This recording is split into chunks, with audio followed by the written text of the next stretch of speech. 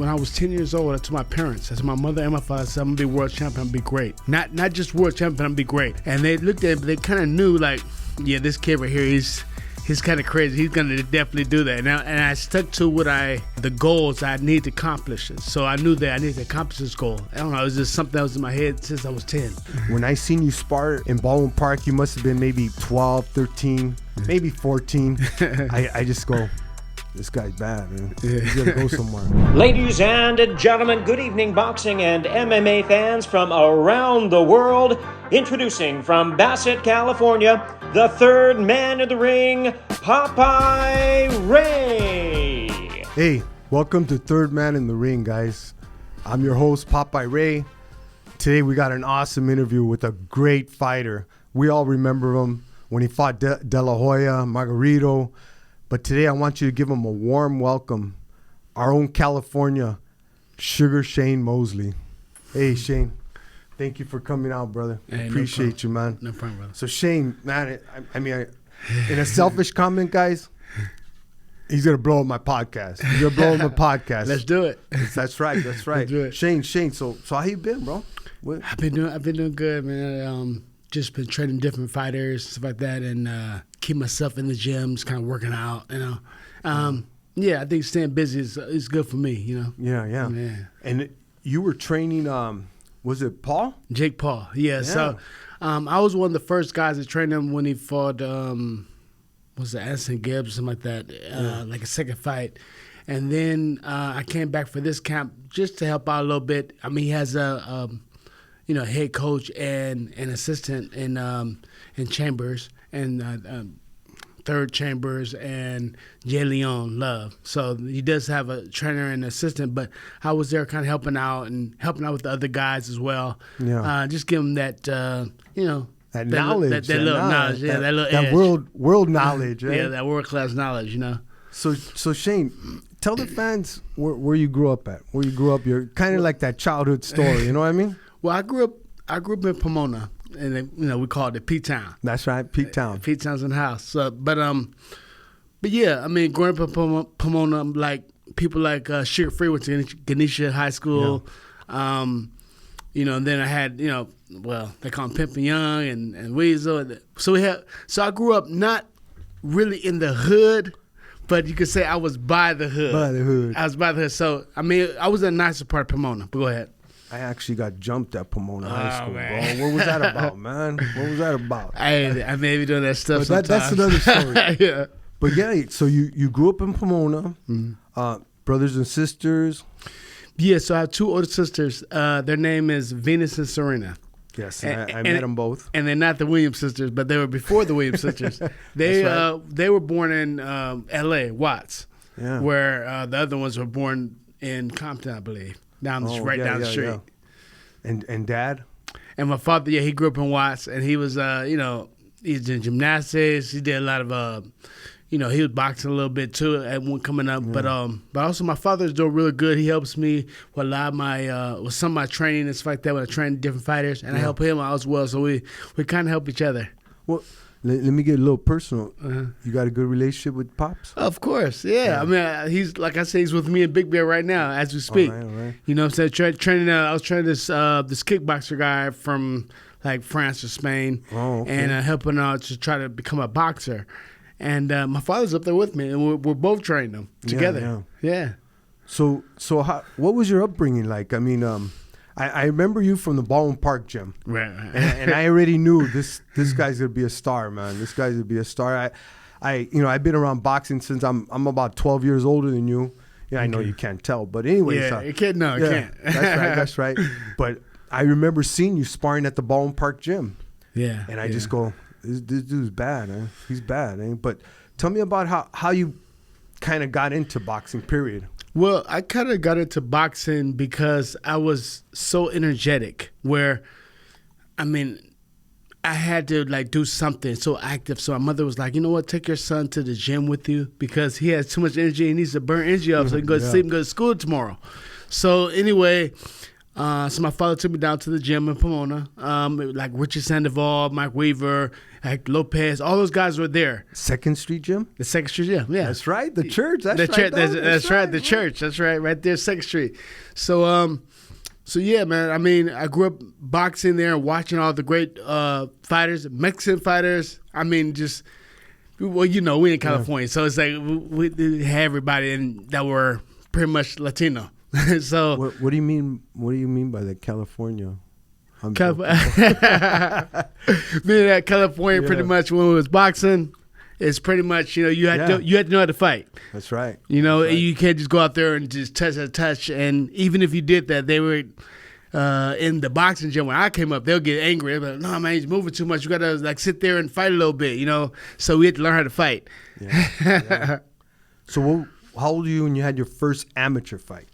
So when I had my first amateur fight, I was like 9 years old. So like maybe 2 or 3 months later, and then I fought all the way through to to 46 or whatever, 44, and that's where I got my nickname when I was like 10 years old, Sugar Shane Mosley.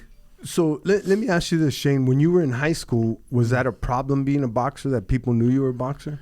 Not at all, because they knew that they couldn't touch me. That's right. And not only that, I was actually the national champion in high school.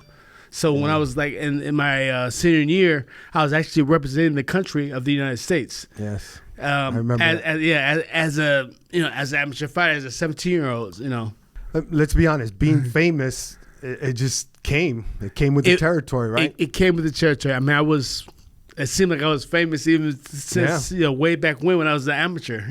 People knew who I was. Even was like 14, 15 years old.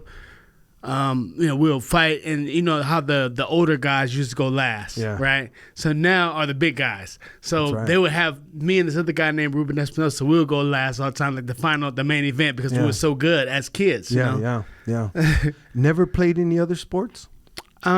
I ran cross country a little bit. I mean, I was in the marching band, and I do love to play basketball, football, but boxing was the number one thing where, I could, but I couldn't, because I was trying to be the best fighter I can be. I wanted to be world champion. I wanted to be great. So I stayed to that. My father guided me that way as well.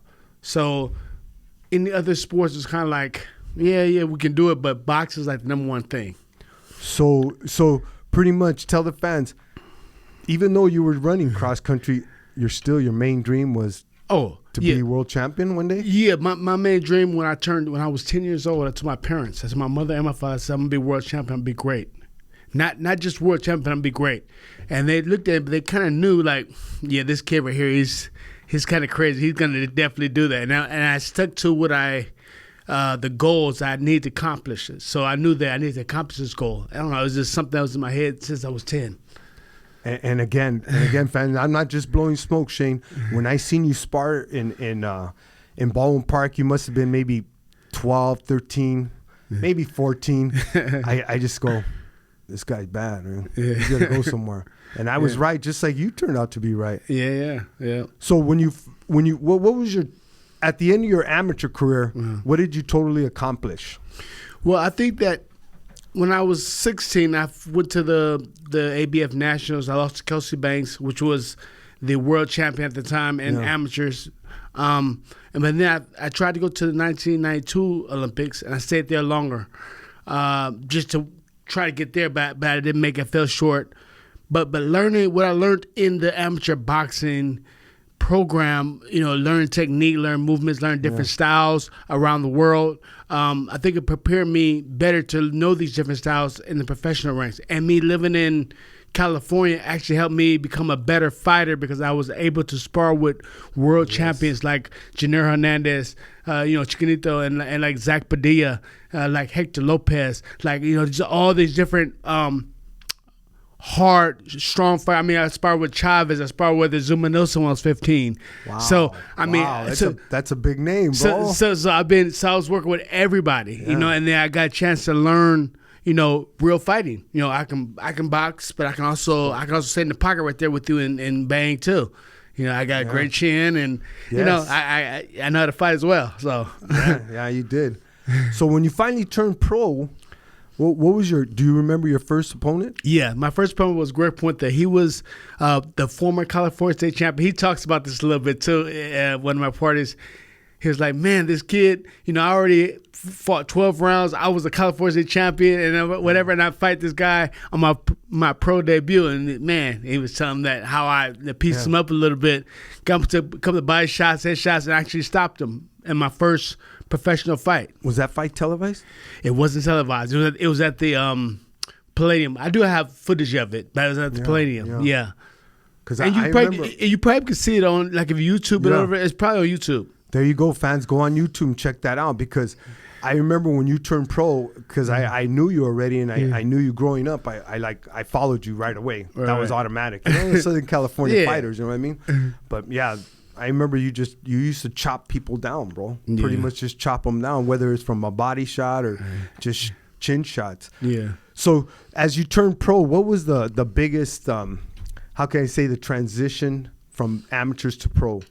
The transition is that we don't wear headgear, and I think that, well, back then I think that wearing headgear was kind of like, it felt like a false protection for some reason. Like, when you get hit, it still hurt, but wearing no headgear, you're taught to put your chin down a little bit better, because as amateurs they put their chin up in the air and they get hit with shots, whatever, and you do that when you're professional, then they can knock you out. Yeah, right, hit you around the button, around the chin.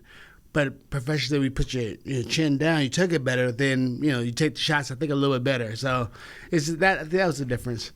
I mean, all these big names you fought, I don't want to jump ahead, but we all remember the Mayweather fight. Yeah. I mean, I followed all, I'm a boxing fan. I'm a professional referee, so I watch boxing even when I'm not in the mood to watch boxing, which is very rare, because I want to see what I could do better as a referee. I'm a boxing fan. But when you fought Mayweather, bro, I thought, oh my God, he's going to knock him out. Yeah. That right hand your right hand that day was like, wow, he's going to get him, bro. Yeah. And let's just jump ahead and tell me about that Pacific fight. Well, I mean, leading into the fight, I wasn't really 100% all the way, but I still chose to take the fight because I'm like, I need to fight him. You fought the best, bro. I fought the best, and I believe that, like I did, I have the right hand, I have power, so I can hit you with the hand and knock you out. So, maybe I'll knock him out. And I thought that when I hit him with the right hand, and again, that it was probably gonna be over with, because nobody really recovers that fast. You know what I'm saying? Like, I saw the next round, I hit him again, I give him a start again, and then probably knock him out. It didn't happen. It was very slick, very fast. Recovered really fast. Maybe because he trained really, really hard. So usually when you train hard, you have more oxygen, you're able to recover quicker. So he recovered quick, and he was able to capitalize on a lot of different things that I couldn't do. So, at that fight, he's the best fighter. Do you think in that particular time, your career, you were already maybe thinking about retirement? You were thinking that, the time is coming, or did you go in there 100% thinking, I'm going to move on after this? And I didn't think about retiring or anything like that. I just thought I knew the situation. It was like my career was going down. I think that if I didn't have that situation, I think that I would have been a little bit better. I don't know if I would have won still anyway, but I think that would have been a lot better. And it was more of a big possibility that he probably wouldn't have went the distance. You know what I'm saying? But be as it may, I mean, he did everything he was supposed to do as a world champion to keep his belt and to not get knocked out. It was a great job. And with that said, you both are awesome fighters. Yeah. You both are great fighters. You both are going to go down in history. You're both your names are up there. Right. You know what I mean? But when you landed that shot, because I know Shane Mosley, because I know seeing him as a child, I like, wow, Shane's gonna do it. and like you said, he just kept on, you know what I mean? And eventually the fight switched. But that right hand is notorious. I mean, it's on highlights. Yeah. You know what I mean? Yeah. And that's no put down to Mayweather. You fought an awesome fighter. Right, you know what I mean? But that right hand, you hit him clean, bro. Yeah. I hit 2 times. I seen the second one. But that first one, bro, I really thought he's done. He's done. He's done because he actually held on. Yeah. When you hit him with that clean right, he actually held on. Like, oh my God, Shane's gonna get him, bro. Yeah. But he's a smart fighter. Smart fighter. Yeah. As well as both of you. Yeah. So let's backtrack a little bit. Okay. You fought Oscar De La Hoya twice. Those were great fights, bro. Really good fights. Oscar was very tough, very fast. That left hook, as we all know, was very dangerous. So luckily, by us growing up in the same pretty much neighborhood, I knew that the pretty boy face, I already knew about that. So like that left hook is dangerous. You ain't no ugly dude yourself, Holmes. Yeah, so no. let's be honest, man. Oh, I know. You two pretty boys in there fighting, man. But that just goes to show you guys could crack. That's You know right. what I mean? But you fought him at a lighter weight the first time, and then the second time you fought him at a heavier weight. Yes. Was that your move or his move, or that's just how it came out? I think that was more his move. What weight did you fight him the first time? The first time I fought him at 147 and professionally. So you guys fought in amateurs too? I fought him with a 12-13. that. Yeah. I didn't know Like that. in Pasadena somewhere. Yeah. Wow. Yeah. Did you win him? I beat, that one. So when Oscar thinks about Shane, he like goes like that a little bit. Yeah, What's up, man? What you got to bring him up for? That's crazy. Yeah, so we kind of like was, around each other for a long time. And then I was like, he's at 47, I'm at 47. But what people don't understand is that basically in the amateurs, I left amateurs 139, 140. He left 132. So I left actually bigger than him. Bigger than him. Wow. He won the gold medal at 132. I was going to fight at 139 and 140. So that's why when I came down to lightweight, I had to come down and struggle to make 135. And he just like 130, 135, 140. Like he just kept going up. And I had to stay here to prove myself at lightweight first. Was that your call or your? No, that was the promotion call because I didn't get a chance, the opportunities like Oscar did to win a world title. He won at 130, 135.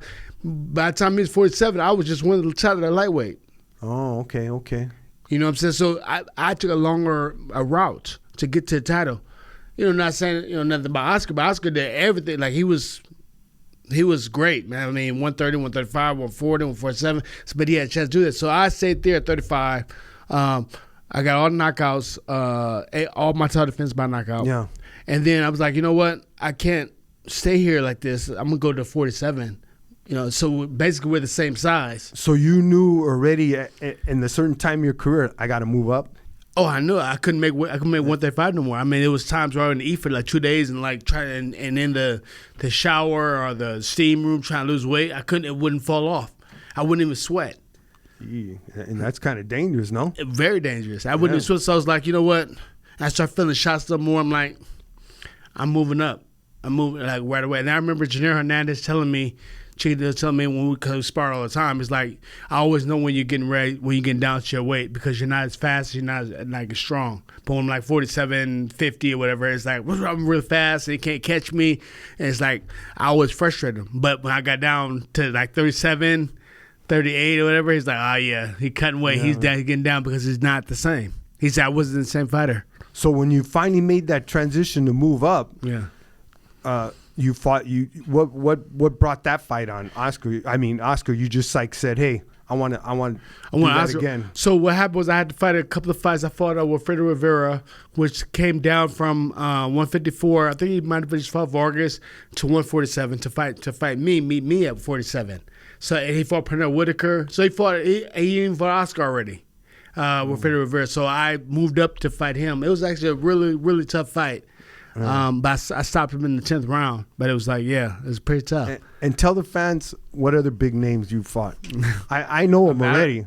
But you know what, Shane? You never ran from nobody. No, you never ran from nobody, I fought everybody. And Vargas was way bigger than me, Winky. And then I even fought Ron Marquez, which he was 147 on the Olympic team with us.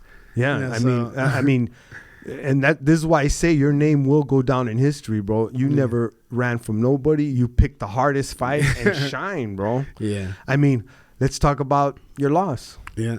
So I mean, the loss there again, got hit the right hand and then the uppercut, whatever. I'm like, you could see that fight was still competitive almost to the last part. I mean, just the first part, he kind of got me. The first round beat him. Second round, he got the night down, whatever, and that was Vernon Forrest. And may he rest in peace. Oh, yes. Good man. He passed away. That's another story. Yeah. But that again, as a fan, again as a friend that I knew Shane, it broke my heart, bro. Yeah. It broke my heart. Yeah. I was like, let's go outside. Let's man. go get. It just seemed like you just got caught.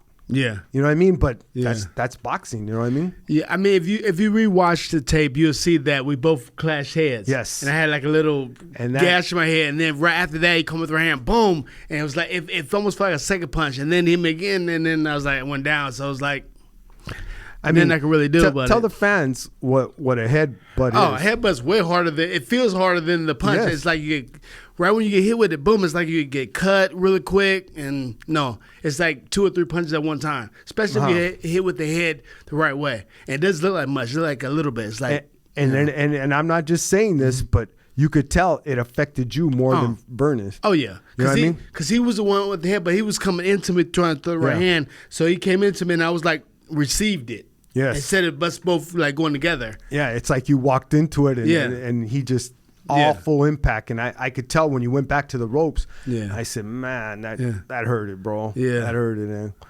So what was besides that particular loss? What fight really was your hardest? The fight for me, that was my hardest, even though I wasn't really getting hurt. I wasn't getting hurt or anything. It was actually Winky Wright. Winky Wright was the hardest fight because he was so much bigger than me, and it was like he blocked really good and just gonna counter. And it's like when I was hitting him, it's like hitting the pillow.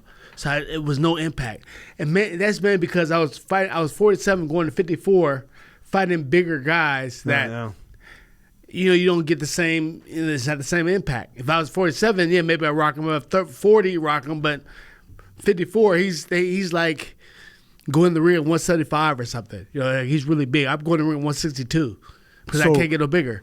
So with that said, when you were in there, did you say, I went too heavy? I went too high in my weight? Or Well, when I was in there, I was trying to be 54, so I was lifting weights and doing all kinds of different stuff to get bigger, but it basically made me feel slower and more lethargic. So the next time when I fought for the second time, I felt better because I didn't put on all that weight or try to make weight like that. I just wherever my weight was, like 150 or whatever. And I weigh in, I probably made 153 or something like that because I'm eating to get to that weight. Yeah. But I didn't work out to be bigger. I just worked out really hard. We want to also thank our friends at Kelstar Roofing. Kelstar Roofing specializes in residential roofing, installing concrete roofing tiles, and composition asphalt shingles.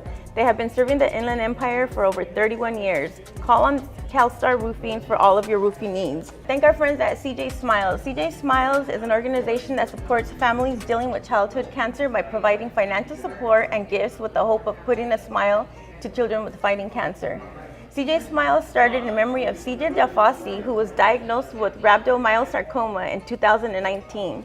CJ loved to laugh, tell jokes, play soccer, and video games.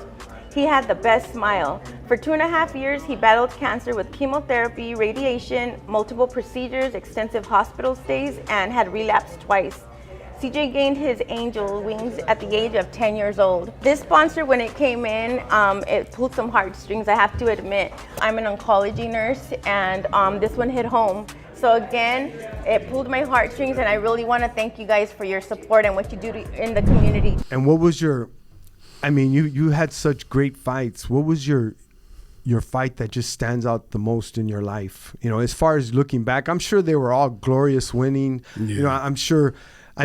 Let's be honest, guys. As a guy that wants to box, that wanted to box, that used to admire boxers, some guys have fantasies. Oh, I wish I could be a movie star. Mine was to be a boxer, and unfortunately, I couldn't do it. Yeah. Like Ben Lyric would call me Canvas Back Corona. You know what I mean? Canvas Back Corona. Why? He would just clown me like that. Oh my God! But you know what I mean? That was my man. I wish I could be a boxer. You know what I mean? I wish I could be where you at. But what are the looking back in your career? Can I ask that personally? Where does that hurtful moment, or did you ever have any? I didn't really have like a hurtful moment. It was only a moment when I was like 16, but I was already boxing. I already knew what I wanted to do. When my nephew passed away in the car accident, when it tumbled down and the car landed on top of him, it was suffocated him. And then when the ambulance came or the fire truck, they picked him up. I picked the car up, and then you can see him had dirt in his mouth, and they're holding him. I'm looking at him like I was 16 years old, like, oh my God. And I had to fight like a week later in the ABFs. Yeah, and that does something to your brain, boy. Yeah. That's like traumatic stuff. Yeah, he's sitting there just holding him, looking at him like, oh man, like, you see death in real life, in real time, you know what I'm saying? So, Yeah, it was something.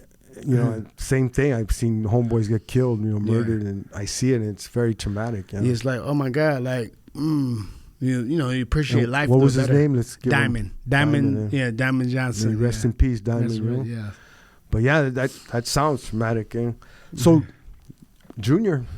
Yeah, Junior's doing his thing now. He's, I think that him having his family and beautiful wife and beautiful kids. You're a grandpa, huh? That's right. That's right. Yeah. Yeah, I think that he's doing really good. His mind is really focused on boxing. He loves boxing down, and I see great things coming from him. I mean, he wants to fight maybe Laura next. Mm-hmm. If when Laura and Danny Garcia, I think, are fighting. So after that fight, he wanted to get in there and fight that. So hopefully, he's doing eliminators to get himself in position. But I think it's WBA. I'm not sure. But let's go back in time. Okay. As a father, as a boxer, when Shane was born, did you want this for him? Oh, boxing. Was it an option? Boxing. Yeah, I definitely want him to box, but I gave him an option though. Oh, okay. So when he was like 8 or 6, 7, 8, like I bring my nephews and Shane there to the gym. They would spar with each other all the time, like around 8 years old. And at that time, he really didn't want to box like that. Or people were kind of like, you shouldn't box. You don't have to box because your father's doing it and da-da-da. And I'm like, listen, son, whatever you want to do in life, I support you. If you want to be a boxer, okay. If you don't want to be a boxer, you're going to do something else, I support you. You don't have to be a boxer. It's up to you. So finally, he came to me. He was like 16. Like, you know what? I want to start boxing. I want to be a fighter. So he didn't actually get in until he was 16. Till he was 16.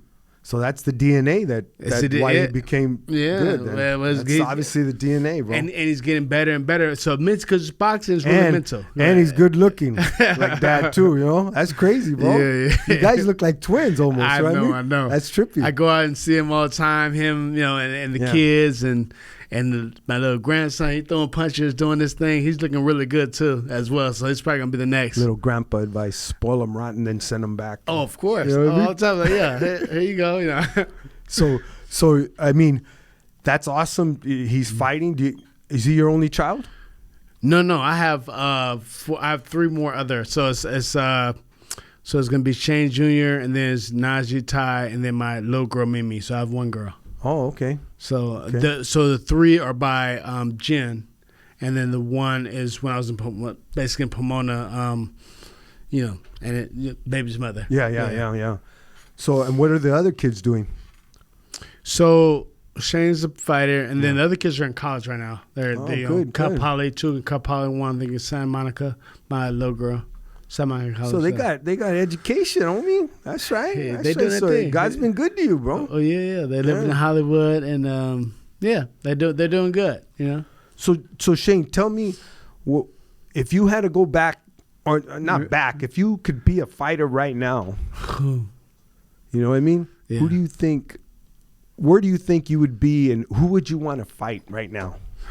The only person I would want to fight is Terence Crawford. I mean, he's the best one. I like to go after the best. So I don't. And you have. Yeah, so I'll go after the best. I mean, I'll fight him. I would probably be trying to fight Tank. I mean, if I was 147, 40. Yeah, because that's a little smaller. You're a little too big for Tank. Tank, no? yeah. So no, you're right. Maybe at the start of your career. 135. When I was 135. That's what I'm trying to like go back and forth. Yeah. 47, then it'll have to be like Earl Spence and Crawford and people like that. The 47 pound. I'll be looking to do that. How did you see the Spence Crawford fight? Well, I understand that Spence, and it's not Crawford's fault. Crawford did what he was supposed to do. Spence is very tight and throws punches really upright, whereas Crawford has a little bit more movement. And I was thinking, wow, I mean, Crawford like he's more of he fights more like I would fight, and he has more of a mentality of me, like he's gonna come out there and try to get you. His mentality is different, right. And that's why I said the mentality is different. So he's gonna. I don't think that Earl Spence has been in the ring with somebody with that type of mentality. I mean, he's strong, he does his thing, but it's a whole different ball game. And no disrespect to Spence, I think he's a great fighter, but Crawford almost made it. Tell me if I'm wrong, because you've been in there. Crawford almost made it look easy, bro. Well, he made it look easy. That was because of Spence. Spence coming down. That's a great. Because Spence made it easy. for him? Because Spence was too weak. I mean, coming down from 190 or 185 to try to make 47, doing stuff the wrong way, and you can see it. You know what I'm saying? Like, if he comes in the right way, I still think Crawford beats him, but I don't think it'll be like that. You know what I'm saying? It was more of a like, damn, like he wasn't even in the fight. It was just different. So I think that if Spence has a better training camp or a better instead of losing weight to get down to the weight, but trying to figure out what he's going to do to beat Crawford, it might be a better fight. And if they fight 54, it might be better for Spence because he's going to be able to not have to lose so much weight. And I know that was a problem. Yeah. And knowing that, I mean, they say, oh, well, he fought before with a car accident, but that stuff breaks you down a little bit. Even though he beat these guys, you know, he was able to beat them because it was right in front of him, and they had the right size. Whereas Crawford's like bing, different stuff. Yeah. It's a different type of fight, you know. And it's funny you say that because Ben Lira, who trained me as a kid, used to say, "Are we training to get better, or are we training to lose weight?" Right. What are you doing? Yeah. You know, we shouldn't be training to lose weight. That's your responsibility. You know. Exactly. You know what I mean? And that's crazy. That was a great analogy of what you see in the fight. So. Now, I can't speak on it because God willing, I can get the fight. But if they fight at what 154, 154, what are your prediction on that? Like I said, I still think Crawford wins, but I think that it's a more even fight or a better fight.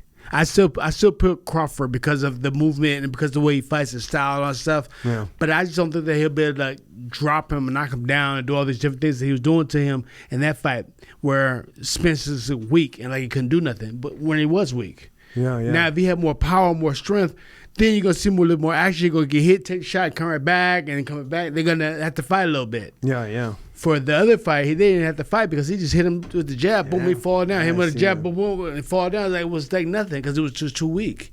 Yeah. And you can see it. So Crawford would be your man if you came back, huh?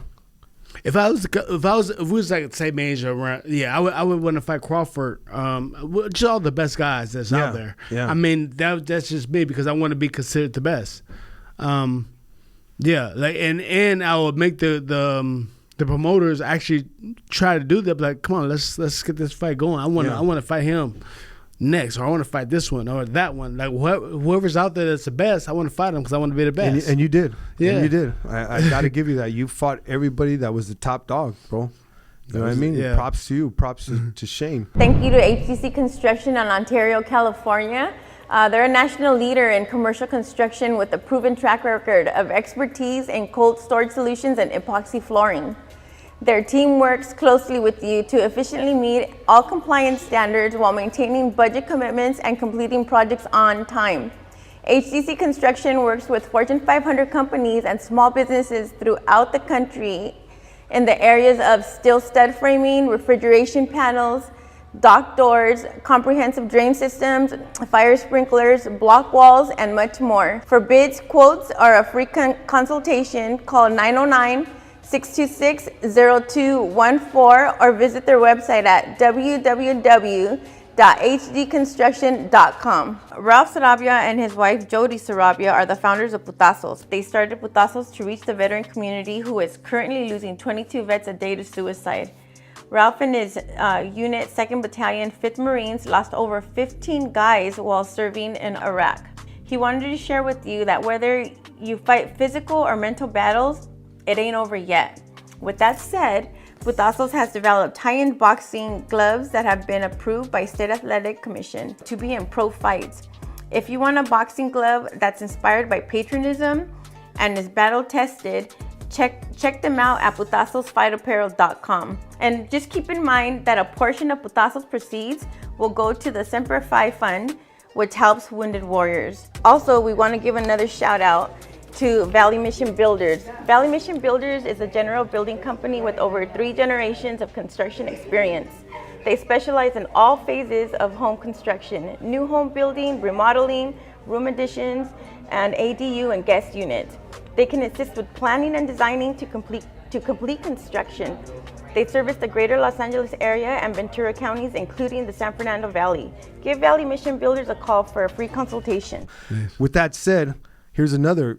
You predict, Shane Mosley, again, I can't speak on it, Canelo Charlo.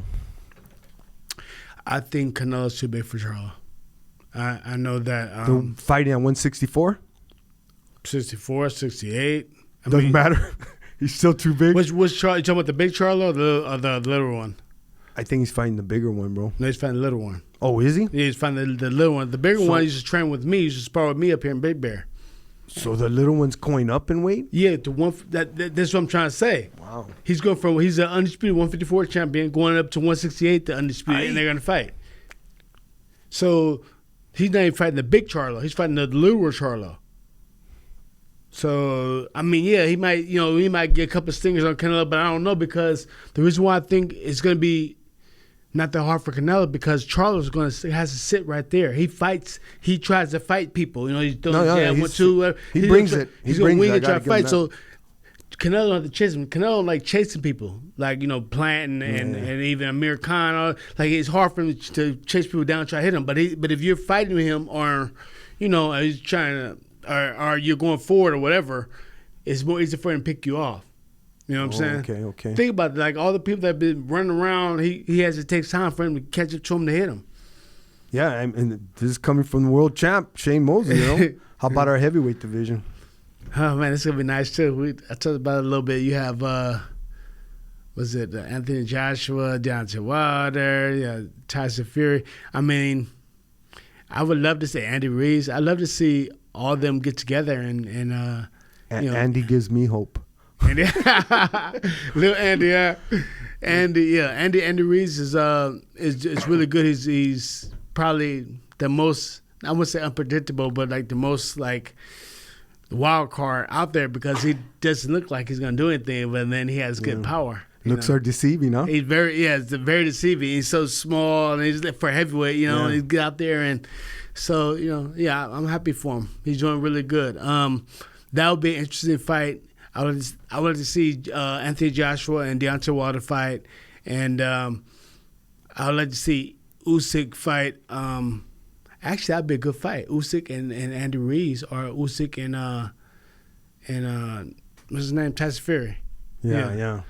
Like Tyson Fury going to get out of there and come back to his boxing part and see what's going on. All right. Yeah, there you go. And again, I can't speak on those because if I get the fight, I don't want nobody saying there was controversy. But there's things I want to say, but just got to keep my mouth shut, man. So what is Shane Mosley doing today with his life?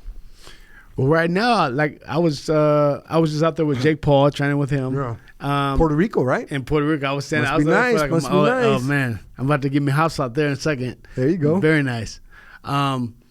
So that, and I was training this kickboxer guy, heavyweight, helping him become better. Like right now, after I finish all of this, I'll probably, like next week, I'll be out there with Shane Jr. and just hanging out at his house and just kind of, watching him and going over stuff with him for his next fight. I'm not sure who he's fighting, but he's supposed to be doing an eliminator pretty soon, or they're supposed to tell him an eliminator with Golden Boy. Yeah. Let me ask you something personal. You can say, Ray, mind your business, but what do you think of, and this is a two-part question, what do you think of father-son training, and why aren't you training Junior? So I think the father-son thing could be good. It depends on how famous the father was when you train him. I think right now, I can be able to train Shane better because I think he understands better because he's a father and all that stuff. But I think that, like, Chavez had this problem. Chavez Sr. had the problem. Camacho Sr. had the problem. Is when you start talking to them as a great champion, like, no, you got to do this, you got to do that. It's like you're scolding them or reprimanding the child. And they feel like they want to not listen to you. It's like an automatic thing not to listen. Me and my father, he wasn't world champion. So, I mean, we would talk back and forth like brothers. Like, oh, yeah, okay, we're going to do this, we're going to do that. We're like in the ring. But with my son, it was different. And I know it's the same thing with Chavez Jr. and Sr. I noticed that Junior be like, oh, yeah, but, in Spanish, I'm doing, I'm doing what he'd be like, come on, man, what are you doing? And it's almost like they were fighting with each other. So that's why he couldn't train them. And he wouldn't receive nothing that Senior would say properly. So so pretty much, sometimes it works, sometimes it don't, right? Well, I think that it works when the father, you have Dan Garcia and their father. It works when the father is not a world champion or like wasn't like great. So just think about all the fathers that are great. Think about their sons. Yeah. They're like, they're not, whatever. Like, yeah, Frazier, it's hard. Son, and then all the fighters that have their fathers that are not champions, they become world champions. They become better or greater or whatever. It's weird. It's the weirdest thing. Yeah. So I said, I want my son to be a world champion. I want to be great. So if there's something I need to tell him, I'll go and I'll still be right there and I'll talk to him, tell him, but I have somebody else tell it to him. Yeah. It was a mental thing back then, So I was like, okay, he can tell him, I'll tell the coach, this, I see this, and this. Let's work on that. And then he'll implement it, and then we'll see it, and it'll work. Yeah. Back then. Now I think that's different now. With me and my son, like changing, I think he listens to it because he knows. He listens to everything. But and in my opinion, I hope I don't get in trouble for this. He's right there. Yeah, he's right there. He's right there. He's right there. He's ready to. He's ready to take that next leap, and that's what you said that, not me. Yeah, I said it. But he is. That's seriously, he's right there to be able to take that the next step to be a world champion. I mean, beating Gabe Rosado, and because Gabe is a really good fighter. He was one of my sparring partners when I fought Canelo. Not Canelo. I fought Margarito. Yeah. Yeah. So yeah, I think that he's right there. He punches very hard. I use that little bodysuit thing, and he spin his stomach and do the mitts. Yeah, he got some good power. Yeah. That's awesome. So Shane, what could you tell that fighter that's coming up right now in the pro game? What kind of advice you could tell them? Oh man, I mean, I like to. I think my coming up is a little different from everybody else's or path or whatever, but always stay dedicated and disciplined. Don't. Even though you have a downtime or you have something that's going on, keep boxing into the boxing world. Keep all that right there, and then the outside stuff, whatever you're doing, let that be there. But when you go to work, there you go, work. Yeah. When you go to work, you go to work. That's right. You come home, then you can do whatever else you want to do after that. But yeah, I heard a quote. I forget what fighter said. The worst thing a fighter can do between fights is blow up and party. Yes, the worst thing. Because you come back, then you're going to get yourself embarrassed. You could get yourself embarrassed. Did you have any of those problems? I mean, besides going up in weight because of the older age, but were you a partier? Wasn't really a partier, but my problem was I had friends that were world champions that I had to spar with, Gennaro and Zach. Yeah. And they'd be like, Zach, I need you. I need you to come down. I do, 10, 12 rounds with him almost a day. Or on the weekend, my father would hit me. I'm on a party. He'd be hitting on the door. Dude, you got to work with Zach. I'd be I got to do 10, 12 rounds with him. I don't know if it was that day that happened with Zach. In Azusa, I was there. I was watching. When I hit him and then I wobbled him and I stopped. I looked at him like, wait a minute. All my years, I've never hit you, and you just sit there and wobble, and I give him a feint, and he wobbled again. I'm like, all right, that was crazy, man. You was actually there. I was there that day. And then he took his hanger off and let him down. I said, no, I'm not feeling good. They took him to the hospital. Yeah. Man, that was crazy, bro. Yeah. But hey, Shane, you want to tell the fans anything before we go? But I mean, follow me on Instagram. I'm mostly now on Instagram. I'm still learning the. And what's your Instagram? It's Shane Mosley. That's easy. That's easy. This is Shane Mosley. I'm trying to think. No, it's just Shane Mosley. Because the other one with Twitter is Shane Mosley _. But with Instagram, it's just Shane Mosley. Yeah. All right. Check. Awesome. Blue check. Well, hey, Shane, I just want to thank you for coming on, bro. I mean, in a selfish comment again, guys, he's going to blow up my page. Thank you, Shane. I have love for you, brother. I've known you since you were a little guy. And just thank you for coming on my page. And get on Third Man in the Ring on YouTube. Subscribe and watch this interview. God bless, guys.